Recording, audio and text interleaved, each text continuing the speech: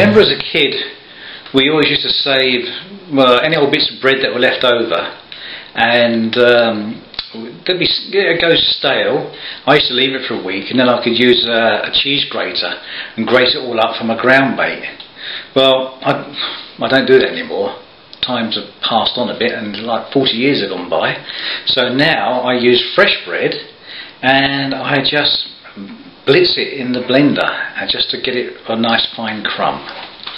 Now unfortunately I've only got a very small blender, so what I'm going to do basically is break this into 4 pieces, put it in there, stick the lid on, whoops,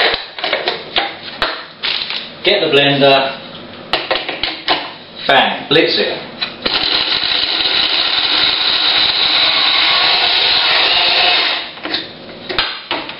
That's the first bit done.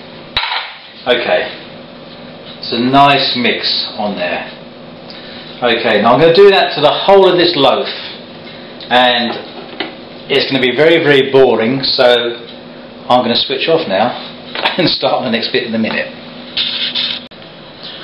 So that's the 28 slices of bread completed and in the bucket. I'd like to say here's my prepared earlier, but okay, there's 27 slices there, and there's 1 slice in the bucket.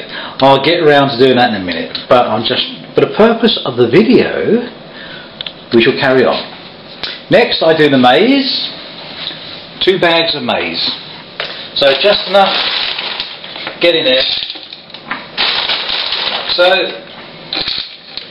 and this is a Bamix of Switzerland. Nice piece of kit. Unfortunately it's not big enough for what I want, so it takes forever. Anyway,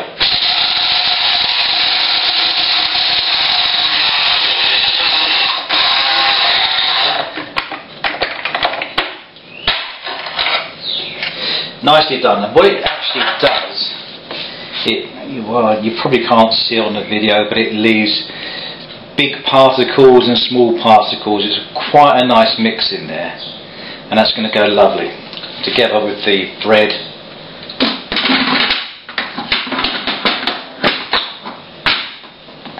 And the carbanthos, which is next. Carbanthos being chickpeas, frozen.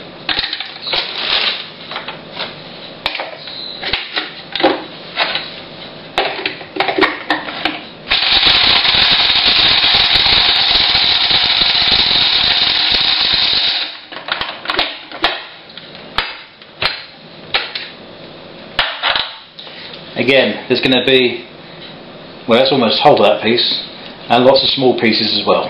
So it breaks it up fine and medium coarse at the same time, which is just what I want.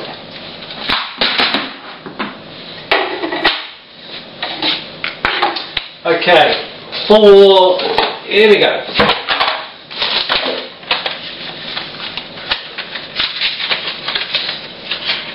The cabaya.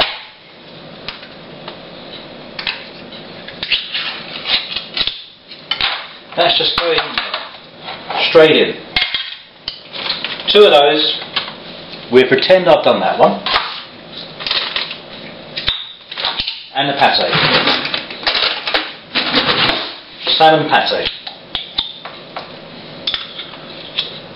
Straight in. Now, I do like to put a bit more olive oil in it. Just a touch. Okay. Give us a fork.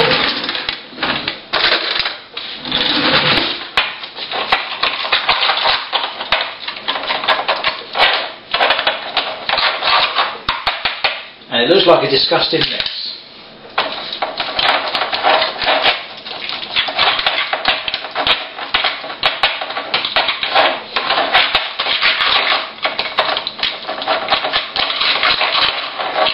When I was working in England, I always maintained that you couldn't ask a person to do a job if you weren't prepared to do it yourself. So, by the same token, I would have to say, you can't expect a fish to eat something that you're not prepared to eat yourself. This, my friend, is lovely.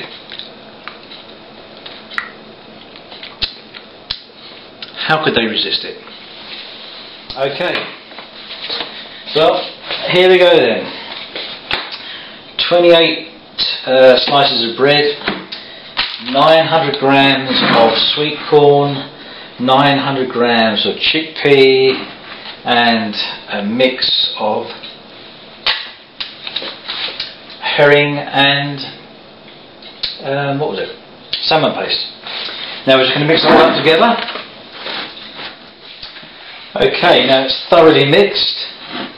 It's quite sort of crummy, I suppose. That will sort of break up in there. There's quite big lumps in there. There's a whole chickpea there. You're going to get quite a mixture of coarse and fine. If you squeeze it, you can make a ball out of it. So yes, I think it's going to be quite good. The fact that it's frozen, it might go a little bit, they might get a bit more moisture out of it later on, but I think that's fine. So I'm just going to bag this up, and we're going to be on the road tomorrow and take it down to the river and see how we get on.